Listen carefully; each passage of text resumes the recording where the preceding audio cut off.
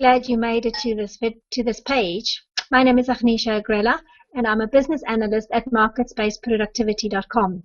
Welcome to tonight, where I'm sharing my 5 top tips on how to always get sign-off on your business requirements from your stakeholders. The first one is be a facilitator and not an expert. For me, it's all about drawing out the information and the needs from your stakeholder. You don't have to prove how much you know about the topic or the project.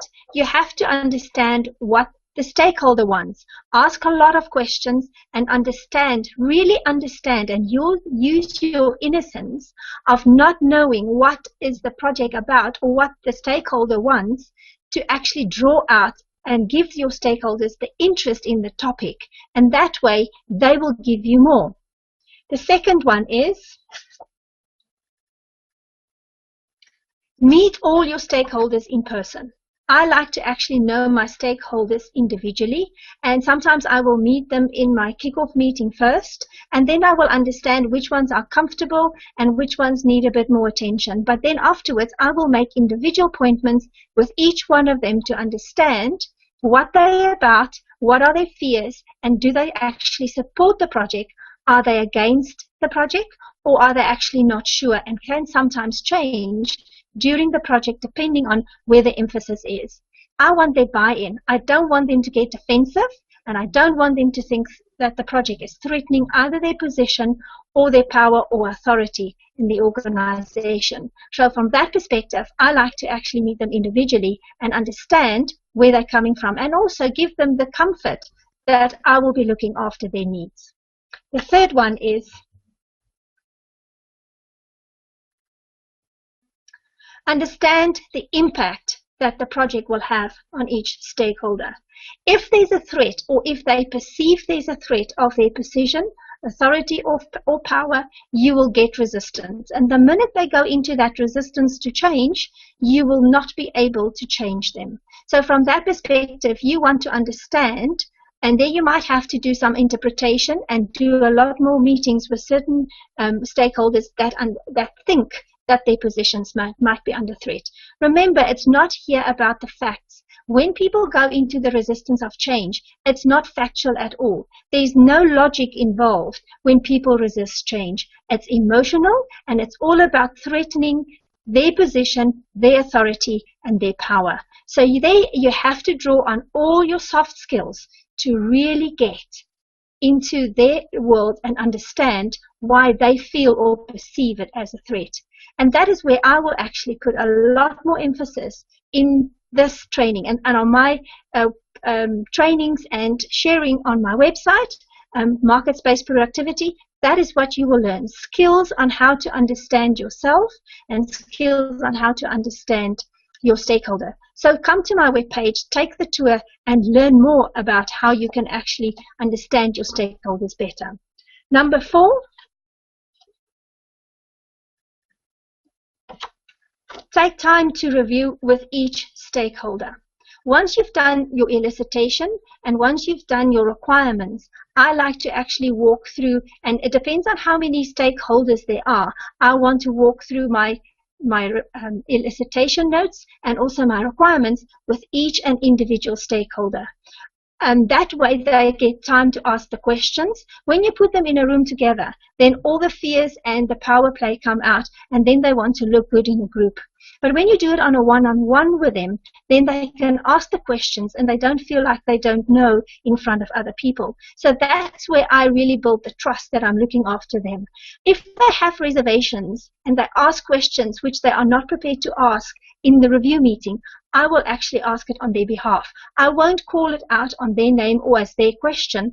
I will pretend that it's my question. That way I also build rapport with them. They will most probably come back and then comment on what I've said or answer my questions even for me, because I will be on their side. So I really build rapport with all my stakeholders by building trust, proving that I look after their needs.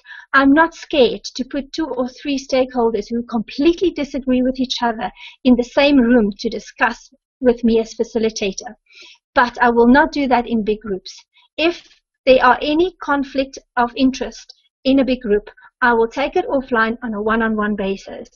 I will then take the difficult personalities and then put them one-on-one with myself in a room, never in big groups. So that way I always manage my expectation and I put them in the big groups once the disagreements have been sorted out. I will not have a review meeting until I know that everybody has had their say, they've reviewed the requirements, and they know what I'm going to present at that walkthrough meeting. Then the last step is regularly follow up with your stakeholders. Once you've sent out your email or your communication asking for your sign-off, sometimes that happens in your walkthrough meeting, but sometimes you will have a review in your walkthrough meeting, and then afterwards you will send it out with a communication where they will actually then sign off. And nowadays with email, it's so much easier to actually put it in an email and then put a voting button on the email asking them for sign-off at a specific time and a specific date. Then follow up regularly with each one of them who have not responded yet, who have not signed off. Do not send blanket emails to everybody, including the people who have already signed off. That just makes them frustrated, and they actually think that you don't know what is really happening. And they also get confused. Why do they get the email if they have already sent you an email with a sign-off? So do your follow-up with your individual stakeholder rather than in groups or in an email that goes out to everybody. That way you can also do a one-on-one meetings. I normally give them 2 or 3 reminders, and then I set up a meeting and I visit them. I will, in the meeting, then request them for a sign-off. And then sometimes I still find that there's questions that they want to ask, they're not clear. And if they're still not ready and they want to have conversations with other stakeholders, then I will set up a meeting. So I do all the work. I do the legwork. I do the follow-up. I really contact them, make sure that they're comfortable, and regularly also ask them in a nice way, what is the resistance to the sign-off? And that way I can address that, and then there's nothing. Once I've taken out all the obstacles, why they think they cannot sign off on the requirements, then there's nothing that they can say they don't want to sign off on. Then they can sign off with conditions. I normally have an approval with conditions and a rejection. If they've come back with rejection, I will set up a follow-up meeting and I will go through their reasons why they reject. So I take away all the obstacles why they don't want to sign off. I do the legwork, I do the follow-up, I make sure I get it. And that way you will ensure that you will always get sign-off from your requirements. If you want to know more, come take the tour at marketspaceproductivity.com. Looking forward to see you in one of my hangouts.